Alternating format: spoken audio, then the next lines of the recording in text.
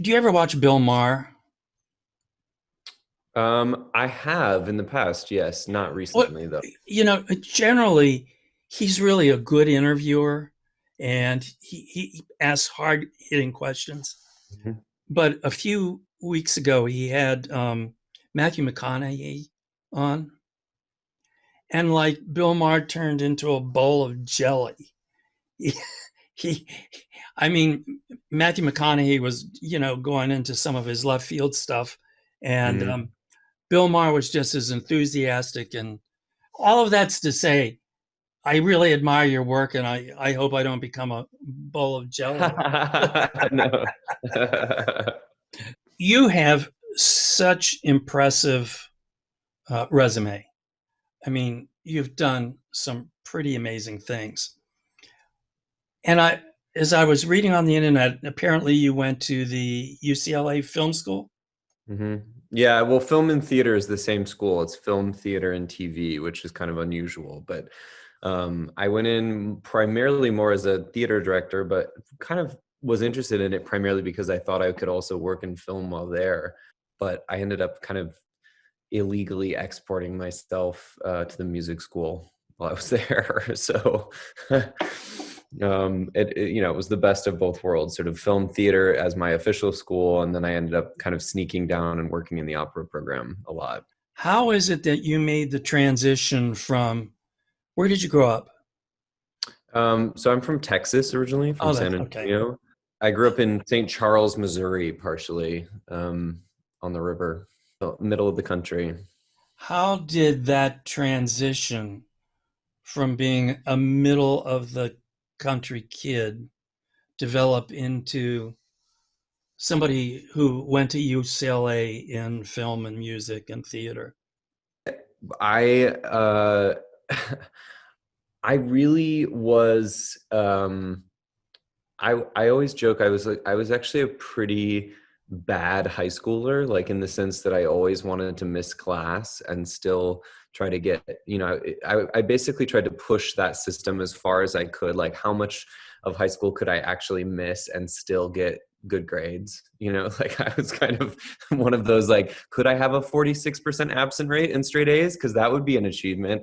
And so because of that, I always missed out on electives. So I actually got put in a theater elective because it was the only one left because I didn't choose my electives early enough. So I was so mad. I wanted to take French or, something that I thought was going to be useful, quote unquote. And, you know, I, I I had never thought that that would be of interest to me. So I was probably in my teens, like 16, and got put in a drama elective. And I kind of really loved. I started digging into Shakespeare and all that, and you meet certain people at key points that push you in certain directions. So I became obsessed with theater and acting and wanted to be an actor um, and just kind of started following some of those things, and that eventually led me. I mean, I was always interested in design and graphic design and marketing, and I kind of started to realize like opera had all of those things combined into one place. That the level of design and aestheticism that I was interested in was really always a part of opera, whereas it wasn't always a part of theater, especially in Los Angeles, where theater sort of like always took the back seat to every other industry. And I don't know. I think even going to UCLA, I still thought that I was going to primarily want to work in like film and theater, and that maybe I would do some things in opera. And the doors just kept opening in terms of opera, and also it seemed like the right thing for me. Like I was always interested in original music, and I loved mythology, and I had studied Latin for years and done all these things, and I kind of started to see opera as this place where I could really kind of combine some passions, some obsessions, but also it was like terrifying. Like opera's a terrifying art form just in its scale alone. And I think that there was something about me kind of always wanting to pursue that thing that seemed slightly daunting. I think that was I wasn't really interested in the things that seemed easy. Was that rebelliousness, if we can call it that, in high school? Is some part of that part of the creativity that you seem at least gifted with, if not somehow trained in, but Yeah, probably. Yeah, probably. I mean, I was very intellectually rebellious. So I was very against, sort of what I had determined to be part of a higher education, which was like just a blatant consumption of facts and then regurgitating those facts on paper. I got very frustrated. Even in college, I got frustrated with people that just wanted me to memorize certain key points, or take a world history course, and it was just all about memorization of things and not actually internalizing any of the information. I mean, that sounds all really objectively clear, like looking back on it, but in the time I didn't know that that's what I was upset about. I just sort of was like, there has to be more than this. Like, I didn't want to do it. So I think I was rebellious against those. I think I was rebellious against that. And my parents really wanted me to stay. At that point, my parents lived for a brief period of time in California, which is why UCLA and California was appealing to me. But it's interesting because I just feel, if I look back on that whole period of time, it was really wanting to be able to control some aspect of what I wanted to say or what I wanted to make in art. And I was always frustrated being an actor, because I thought I was an amazing actor. I don't think that I necessarily was, but I thought that I was. But that meant that I just self-directed everything and didn't want to listen to, a director would say something. I'm like, oh, that's a terrible idea. Let's not do that. Let's do this other thing instead, So it was constantly, I think my ability to not be afraid of talking in front of people or voicing my opinions was definitely something that I learned early on. uh, were you a good actor in retrospect? In certain repertoire, I think so, and others not. I really loved like surrealism. I also just liked a lot of like the more fantastical Shakespeare plays, and I really just did not enjoy certain elements of like uh, I don't know, what I really felt to be kind of more indicative of like a very specific slice of American theater. Even though they're amazing plays, like I had trouble performing in Tennessee Williams and that type of work that I viewed to be more literary, of interest to me, like more florid language, or even just like a mid-century sort of domestic troubles. I used to call that whole section, sort of like a son angry at his father. I don't know that I had interest in that, but I definitely wanted to play people that had like weird powers or were kind of psychologically deranged, and really like confusing, conflicted individuals throughout different periods of history, or an invented world or anything like that. I got really into like Carol Churchill's plays as a student. I got really into the Greek plays because I felt like that was domestic drama on an operatic scale, not just sort of relegated down to like, yelling at dad at the dinner table. But yeah, I mean, I really felt like those sort of things, I felt like I could come alive in that work. And I think that obviously influenced like where I had interest in opera, that realizing that Handel and all of the Baroque composers were primarily interested in mythology and some of those larger, families in these epic, massive stories, or gods and mortals colliding. I think that was really appealing to me at a certain point as well. Did you ever perform in opera yourself? I was in one opera, and you probably know which one it is. It's the one opera that every school performs at a certain point, and I played the very small baritone role, but it was Menotti's The Medium. Um, it was the only opera I was ever in. So Was that that a good experience for you? yeah, it was. I mean, the experience in school was great. I think that was where I started to sort of realize what opera was capable of, just in terms of like combining music and theater together, which sounds really rudimentary, and I'm not meaning to sort of be reductive in the way that I talk about it, but I think it was the right experience for me at the right time. And ironically, it became the first opera I ever directed as well. So when I went to UCLA, I'd done a lot of plays, and then I got invited. My first year, I ended up doing an opera as my sort of first year MFA project, which, you're technically not supposed to do like a full production. The whole idea is that you do things in their nuts and bolts way to like learn the craft, and you don't earn all the toys in the theater until you really know what you're doing. But I kind of pushed that a little bit, and we did it with the music school, and that was an amazing experience. I felt like, people in the opera world still to this day, to me, like to really be somewhat nasty about the medium. I think a lot of people feel like its musical language isn't as refined, or Menotti takes this sort of place as, kind of very much a product of his time, and say what you will about the musical language. That opera is actually really well constructed. It totally works. It's really satisfying for an audience. And I think that there was something there of not letting my brain run away with too heavy of an intellectual approach right at the beginning was probably helpful. So I'm a big defender of the piece. I think it really helped like coalesce some worlds for me, because it was a little more simple musically than some of the other things that I feel like now I would be interested in. UCLA wasn't going to do Lulu, for instance, right? Like if I said, I want to do Berg, they'd laugh me out of the building. So I think it And was good to have a balance. why would they laugh you out of the building? In a program like that, they're never going to do something that is beyond the reach of the students vocally, that they have to do it.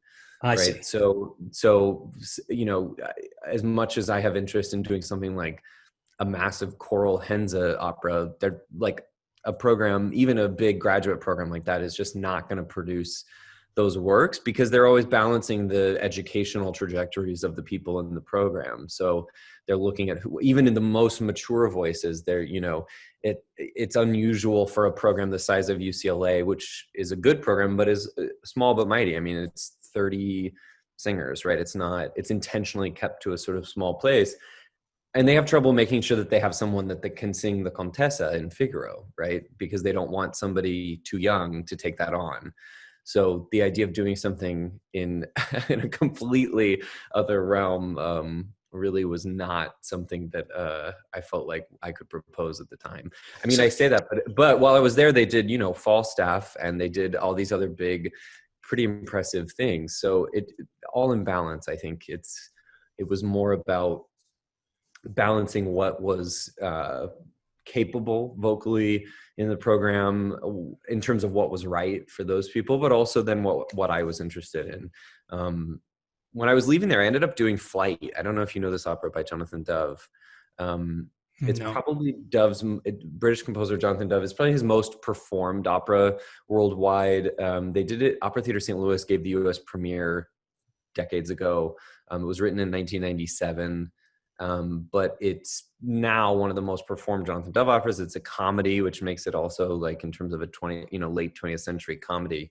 But I did that at UCLA when I was leaving, and that's a modern work, sort of in the minimalist John Adams-esque vein. And that was a stretch for the school to take that on, but that actually also was really pivotal for me at a key point to work with like a, relatively modern work. I don't think it had been performed in California or the US West Coast at that point. So The difficulty again was the suitability of the singers, for example, as opposed to content or maybe scope, but the difficulty some of those works might have presented.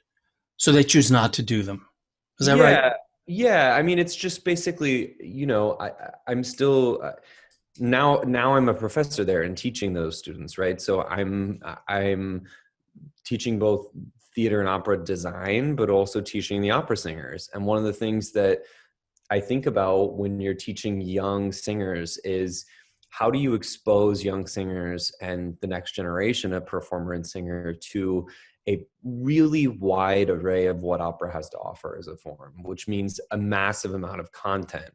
And just because you're exposing somebody to something doesn't mean that they're immediately going to sing it. And I think a lot of the students that I see, especially at the undergrad level, that have come through performing arts high schools, or just in general, the profession is geared toward a very isolated, sort of siloed away mentality of like, what am I going to sing that fits me, that is me, and I'm going to fit into this sort of machine.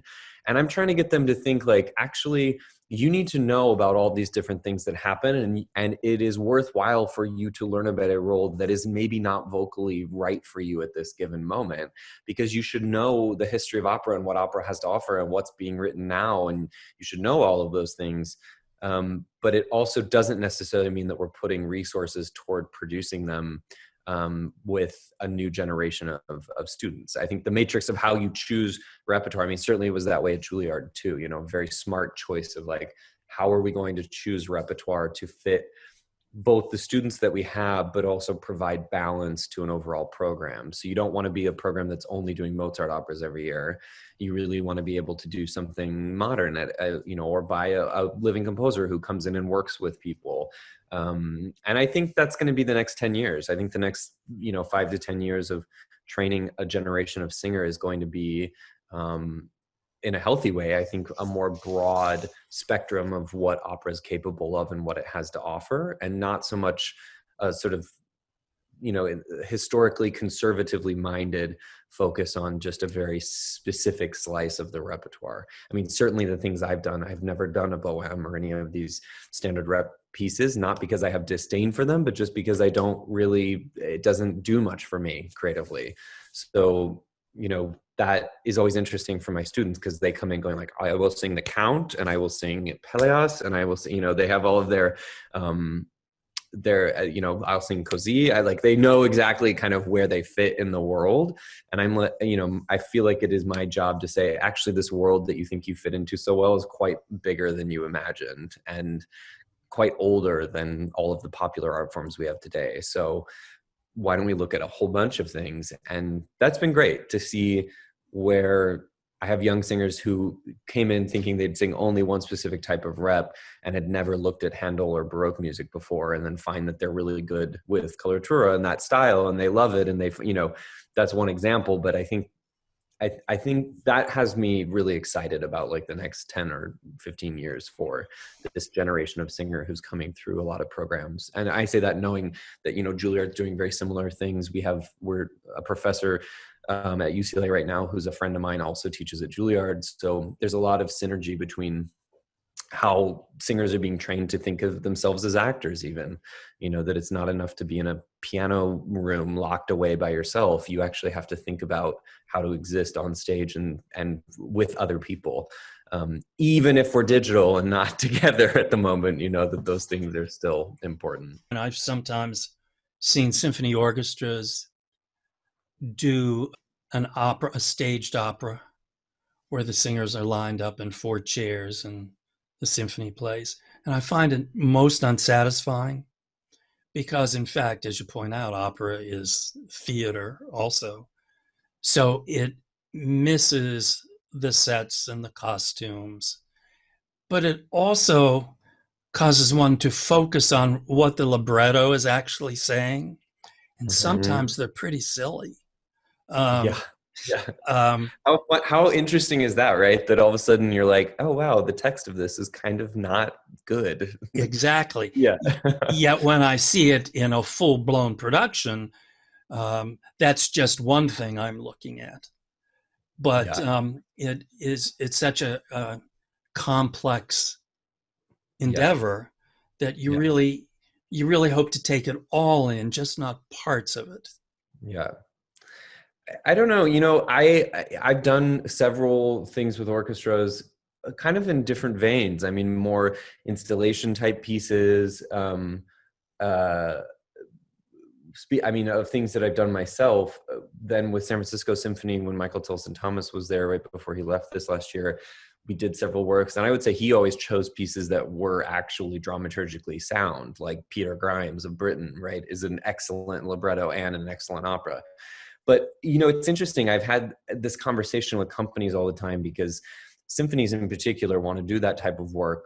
And it's, as you say, it's either like sort of non-directed acting with a bench down left, right? Or it's something else. And the symphonies by nature aren't really visual places. Like, you really need somebody like, I mean, look at San Francisco right now has more visual output because you have Solon in there and he thinks that way.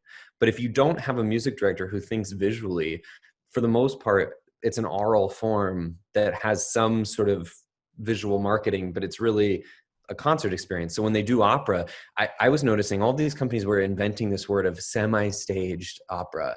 And I'm like, can we just outlaw that? Like that, that's not helping bring anybody who's not already an opera fan into the form at all, because nobody wants to see semi-done anything. Like nobody wants to go see something that's half staged. But second from that, I find it really insulting to all of the directors that I know that work on that type of work, because they're fully preparing a piece and trying to figure out, often with less production resources, right? You don't have what you would have an opera company, which is like shops and production managers and like a whole system. You're often just kind of left by yourself with your designers, sort of like, do this thing semi-staged. And it's like, well, you don't ever really ask a conductor to semi-conduct something. Like I would never run a theater company and say, oh, I really want to do this opera, but can you come semi-conduct it and not fully conduct it with the resources that you need? So I've just started to say to people, like, why don't you invent some new word for this? Like putting really great works of opera on stage with the orchestra to focus on how they're musically constructed is really worthwhile. Like there's a really interesting thing there. But should we really relegate the dramatic side of that down and treat directors like their job is just to sort of move people around? I don't think so. Well, that kind of brings me to the other word that I think we should banish is reimagined.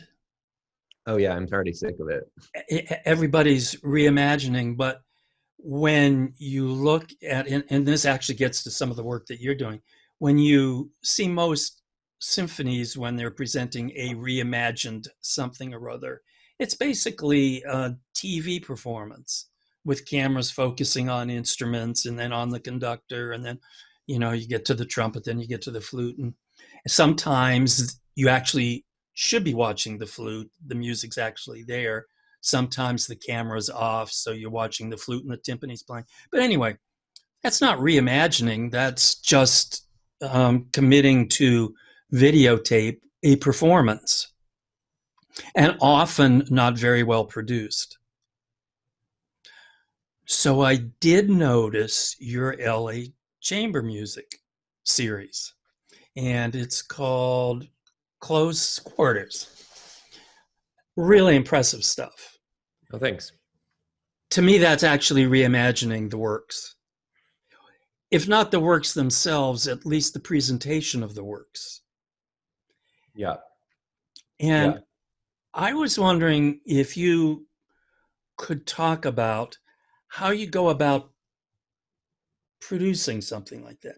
In other words, do you say to somebody, hey, get me 20 old film clips Right. and I'll look at them and you make suggestions for putting them together? Or how hands-on is it as an experience for you? Yeah, it's really hands-on. I mean, the entire brand of that and what that whole series wanted to be is something that we created from nothing, right? We started with not really knowing, kind of exploring what we wanted to make right now. And I would say to their credit, to LA Chamber Orchestra's credit, their new executive director, who started right before the shutdown began, is we're almost the same age and have similar passions and similar interests. And as we started to talk, one of the first things that he said to me was, I don't want to use the word reimagined. I hate it. He's like, why are we reimagining this? Why don't we just do what our season is and make it in a really compelling way? And I was like, okay, this is for me. Like, that sounds good. And, to your point about what orchestras are filming or what opera companies are filming, I kind of feel like the past few months, I've stopped being as cautious with saying some of the things that I feel, and this is one of them, where I'm like, filming your orchestra in masks, staring at scores, playing together, and expecting that to be content, digitally filmic content, is not real. That's not reality. Because actually, I can put a whole bunch of singers in masks and socially distance an opera in an empty venue, but it's only an archival representation of something that we're not having right now. So filming the orchestra playing in a rehearsal hall is great in the sense that you're getting the orchestra together and you're paying them and you're making music right now. But if you show people that, you're objectively saying you weren't there for this live experience like you normally would have been, but we still did it, which has a certain value. But what I've been even talking with LA Chamber Orchestra as we find the right balance, I said that hits an end point. Like you're going to hit a point where people then have seen that, and that's not actually cinematic content. That's not original content. That's just archival content, because you're just showing them that you're still doing this thing that you couldn't do. And everything has to be in balance in a way. So I think an organization like LA Chamber Orchestra is the perfect example. It's not a huge organization, but it's not small. And it has both people that want the concert experience, that are diehard fanatics, that know, the history of like live concerts, and that's what they're missing. But it also, the leadership of LA Chamber Orchestra really wants to broaden their reach. And Close Quarters was designed to say, hey, we're all at home, we're all doing this. What if we, in a distant way, make something that will have orchestral footage in it when you want it, when you want to show the musicians, when we want to, obviously we want to make it about the orchestra, but we also don't want that to be the content itself. We need to create something else visually and create a whole universe that this other visual content can live in. And that's been interesting to see where that's succeeded. The first video, I would say the first video was nerve-wracking for them, because there's whole sections of it that don't show the orchestra at all, right? That it's filmic content and pieces of art that were made based on those pieces of music. So it's not that we're making the orchestra a soundtrack all of a sudden, or we're not, honoring what their season is. Like everything is made from that musical curation. But yeah, it's entirely made, in terms of the old film clips. That was just realizing LACO has massive archives. The LA Chamber Orchestra has all of their things are saved. They have all these TV interviews. And in working with the graphics designer and digital media head of who both works for the company but is also working with me on the series, I just said, hey, do you have anything in there where they're talking about, space or whatever? And he found this really interesting interview where they talk about LACO has no home. And I said, I like that, because now you have a digital home and you're occupying a digital sphere. So it bolsters this idea that you don't have a brick and mortar building that you're making everyone go to.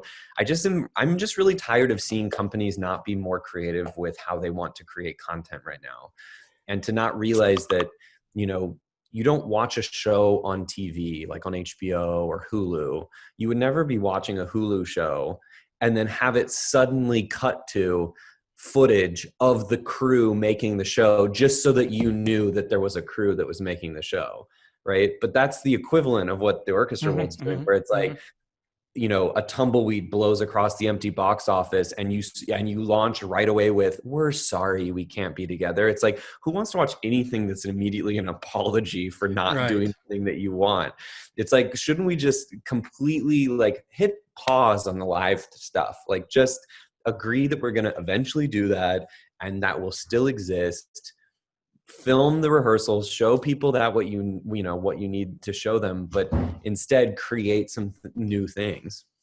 After having had this experience, when this is all over, like tomorrow, how do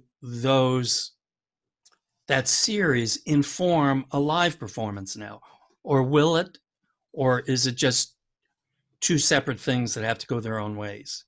No, I don't think they're two separate things. And I actually think that already what we've seen with the LA Chamber Orchestra videos is, the first episode of that series amassed over 50,000 views, right? In terms of its breakaway videos, all of these other things. And the majority of those people were new to the orchestra. Those were people that had not been to live concerts. So if you create original content and not just orchestral videos, because if you look up any orchestra's orchestra only videos, those max out at a certain point in terms of viewership and interest. But if you create original content that is starts to incorporate people from other mediums and other artists, or is involving creatives that have a wider reach, or popular musicians, I just think there's a way that content puts your organization in front of new eyes and new ears. And then you have a responsibility when you start doing live concerts again to make a bridge between those two worlds and not just dissolve your digital world. It just means that I think there's a much bigger opportunity for institutions to have creative digital output that bolsters their brand and bolsters interest in their company, especially once they start doing live performances. And if those two things are divorced, it's never gonna work. Like, I think the whole point is your digital content can drive attendance locally to your concerts, but you're always going to have a bigger audience online. You're always going to have a potential bigger audience online, I should say. Mm-hmm. The other thing that occurs to me is a symphony recording a performance without an audience. Hey, I can go to YouTube, hear the same music by maybe a better orchestra and a much better production. Yeah. And so I think sometimes these groups are forgetting that they're actually having to compete in a digital world too. And you really have to bring something to the table that is more than what everybody else is doing. Yeah. Yeah. It's funny. I do feel like a lot of the companies in this country in particular have been slow to realize that. But there's companies like Paris Opera has had a digital stage as part of their company for years and has been hiring filmmakers and visual artists to create sometimes 5, 10, 15-minute content for that platform. And it's informed what they do on their main stage. They had a viral video of a Rameau piece by a Parisian choreographer, very modern, completely take off, and they then hired that team to make that full production on the main stage, right? So there was a synergy between what they were producing digitally and what they were doing on their main stage. And I just think here I see a lot of places approaching the digital content as some sort of complacent stopgap measure, right? That it's like, oh, don't worry, we're still here, and here's this little 4-minute video to like remind you we exist right now, but Right. we can't wait to get back in the theater. And it's like, well, I think there's a better way. Actually, I think there's a way that you could have people be making original videos and original content and create a whole identity around that and let that inform, see where that goes and see what you want to produce on the main stage, and maybe be less tethered to some sense of tradition or form in that way. Do you actually do editing yourself? We have a fantastic editor editing the LA Chamber Orchestra pieces. I mean, I'm learning how to do it slowly, but it's really hard.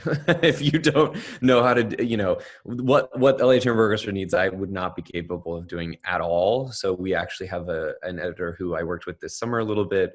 And Laco was great. They let me bring in production management and people that I trust, and they've really let me bring in the artists. And, some of the artistic collaborations are a little bit different than I think that they even thought that they were going to get into. But I keep saying that's the whole point. Like if you're working with a truly diverse group of people, both in terms of their own background and who they are, but also their medium, like in terms of people that have never worked with a symphony, I'm not interested in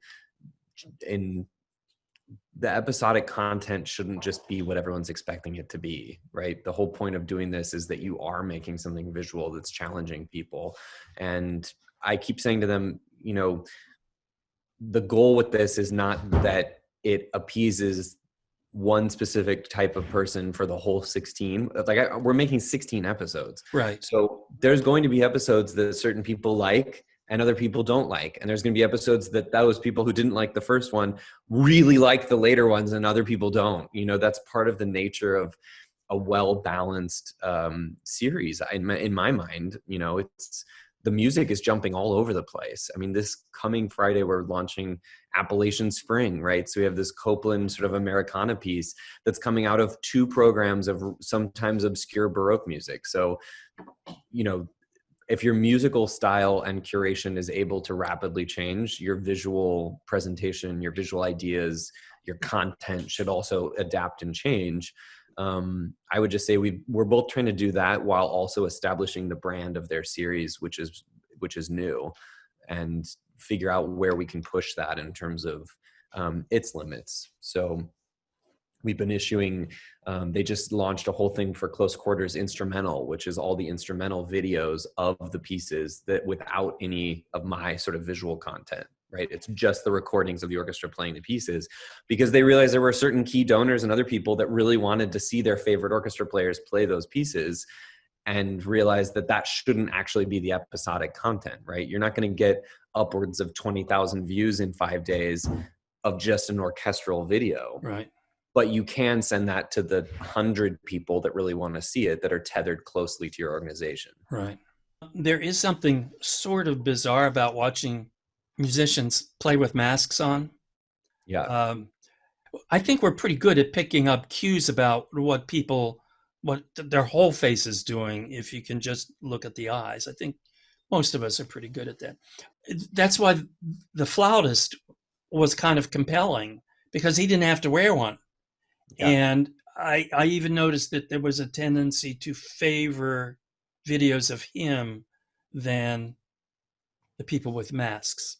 Yeah. That may have been my projection, but that's what it No, seemed. that's somewhat true. I mean, some of that has to do with also, why I'm in favor of showing the masks to a certain degree, because I don't want us to normalize this. Like, I don't want us to think that this is, the whole idea of even the title of Close Quarters is like, this is the way in which we are able to make content right now. Do I wish that we could have, really like nicer cameras and dolly systems and cranes and everything loaded into that rehearsal room?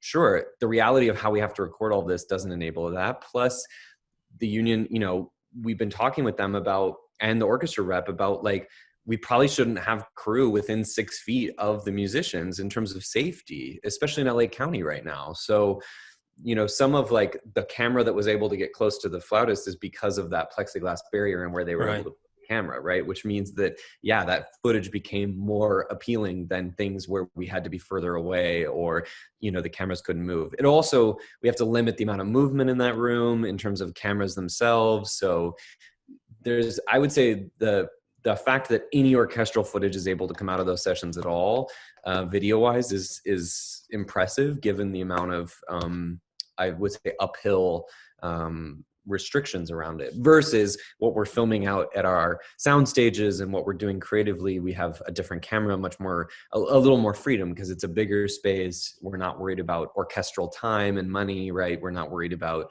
audio things. So where we're filming a lot of the creative stuff is a much noisier soundstage in the middle of a very industrial, busy part of LA. Right.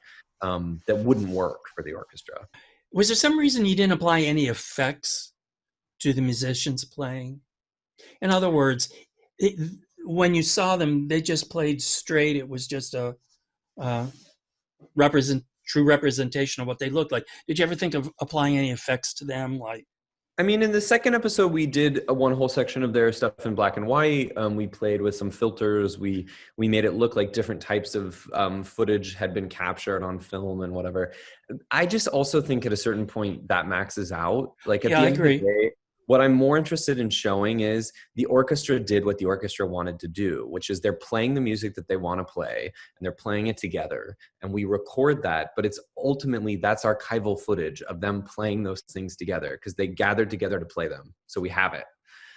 The whole point of Close Quarters is to say then the visual side of what's made from that, right? It's not reverse. Like, we're not sort of making a bunch of visual content and then like, oh, what musical piece do we want to throw with this? We're actually saying, like, to artists, like choreographers, like, here's your piece of music. What do you want to make? But base it on that piece of music. What I've tried to do is intentionally put a little bit of separation between those two worlds, to say, the orchestra was captured when we recorded them making this, and here's what that looks like, which is by nature archival, nuts and bolts, sort of more logistically focused, because they're an orchestra playing a piece in masks in a rehearsal room. And then look at this filmic content that we made of it, or look at this dance that we made that came out of that content. So we're kind of exploring right now, all of this is being built at, as we've already launched. So it's like, we're already doing it. And as we're going, we're adapting and changing and trying things and discovering things. And that enables us to look at, like, what do people rewatch, for instance, in a video, has been interesting to see. In the first 2 episodes, right, the metrics can tell me, and Lako, like, where did people stop watching? Where did people start watching? Even down to what thumbnails on YouTube do people click more than others, right? And that helps us refine kind of where we want to head with certain content. So we're looking for a way to let the visual world now still be strong and dominant, and to maybe not, and to maybe do more of sort of split screen, whether we do like a cinema wide at the top and then smaller orchestra videos at the bottom that can go in and out, you know, things that show that the orchestra is the foundation of all of Mm-hmm. this, but also maybe not continue to treat. I just don't have any interest in treating the orchestra footage like it's actual cinematic content, because it's not. Okay. That doesn't mean it's devoid of value. And I think it's hard for people to hear me say that and think that I'm not saying like, this has no value to me. It's like, no, actually, there's incredibly valuable because it's the foundation of everything we're doing. But by its very nature, it is not actually filmic content. Like, it's not, right? It's just archival content. It is capturing a moment in time of something live happening, and the product of which is primarily oral, Mm-hmm. Mm-hmm. I would argue. Mm-hmm. Which doesn't mean I'm discounting the musicians playing together or any of those things, but I do think to a wider audience, if an organization has the goal to reach new people and reach a wider group of people, that type of thinking is actually pretty outdated. You know, that anyone, I really question whether there's an audience to sit and watch an hour-long concert in an empty venue online. I just don't know that that's, I agree. I just don't know that that's something that people that aren't already in the world have any interest or feel like they have any interest in doing, unless it's on in the background. But I don't know of anybody that sits and watches like an hour-long orchestral concert broadcast from an empty concert hall. You know, I just don't know anybody Yeah. that is doing that. So Yeah. I could be wrong, but Yeah. I feel like metrics wise and numbers wise, we're seeing the opposite is true. The minute that we have something visual or something that's created based on the music, which means music is still the core and the heart of what we're doing, but we're pushing the envelope into something visually minded, that's where people engage, and that's what people watch, and that's what we're seeing people rewind and watch those parts of the videos over and over. Have you started to work on the Philip Glass Fall of the House of Usher? Yeah, we're actually in the middle. We're in the middle of production for that. So that's going to be a feature length, basically animated art film. It's kind of a strange mixture of animation. We're doing some hand-drawn animation and layering that with stop motion animation. And we're working with a really amazing group of people in Glendale in Los Angeles who specialize in stop motion animation, called Ancient Order. It's a really incredible team, and my production designer and I went to them kind of on a whim. I found them via UCLA Alumni Network, weirdly, and the owner and head of the company is a UCLA alum, and I took them the whole brief on Follow the House of Usher. And I feel like when we walked in, we saw all of these old sort of horror comics and Vincent Price thing, you know, and I just thought, oh my gosh, this is perfect. Like, this actually is exactly what I was hoping for. And they loved the ideas, and we figured out a way to make it work where I think we start on Monday. We've already built big stop motion sets of Usher and the house, and of William and Madeline and all of the characters. They all have stop motion, sort of like Victorian era dolls, maybe like, ready to become part of that world. But stop motion is a very long process. So we start tomorrow, and we're still making that all month. Do you get tired of listening to the music, or do you not know yet? Not really, because of the way that we're making this. We're not, it's not like you're in a rehearsal room staging it where you're hearing it over and over. They've already recorded it with the cast. Boston has already done their original recording. And David Angus, the music director, they did a remote sync with him. They recorded the orchestra separately. Then they layered in all the vocal tracks with our chosen cast that was supposed to do the live production. And so I've heard that, which is very good. It's actually a really excellent recording. And then that just becomes the actual track, audio track of the film that we're making. So there's a time-coded track for what we are doing animation-wise, but more it's looking at all of this animation and the story that we want to tell and trying to figure out how to combine all of those things together. One final question, how did you get hooked up with Opera Omaha?